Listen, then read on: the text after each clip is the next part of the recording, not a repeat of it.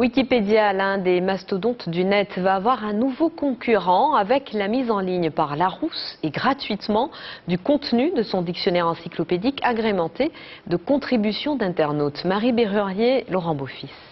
Dès qu'on fait une recherche sur Google, en fait, donc on tombe directement sur Wikipédia, puis c'est vachement facile de trouver tout ce qu'on veut là-dessus. Dès que j'ai une recherche à faire sur Internet, c'est le nom qui vient quasiment le premier à chaque fois, donc c'est assez pratique effectivement. Archi plébiscité par le public. Et pourtant, depuis hier au soir, minuit, Wikipédia a de sérieux soucis à se faire. À peine mis en ligne, Larousse.fr promet de lui faire concurrence grâce à son encyclopédie gratuite où chacun peut également participer. Internet nous offre cette faculté formidable qui est de repérer ce que les internautes recherchent, les thèmes sur lesquels ils veulent nous voir développer du contenu, et ça va nous permettre d'orienter très fortement notre développement éditorial. Il a fallu 2 ans de travail à Larousse pour peaufiner son encyclopédie contributive sur Internet. Objectif principal, éviter le gros défaut reproché à Wikipédia, son peu de fiabilité. Car sur l'encyclopédie en ligne américaine, n'importe qui peut modifier n'importe quel article.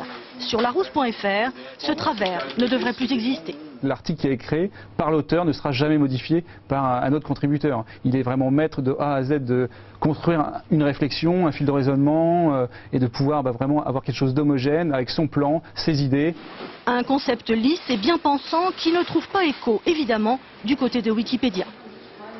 Je crois que la pluralité d'auteurs, avec des auteurs principaux compétents dans le domaine et puis des autres qui apportent leur point de vue, un internaute, quand il ne comprend pas, il pose des questions dans la page de discussion. Cette pluralité d'auteurs, elle permet à celui qui lit la page un peu d'exercer son raisonnement scientifique, la façon dont d'exercer son jugement finalement.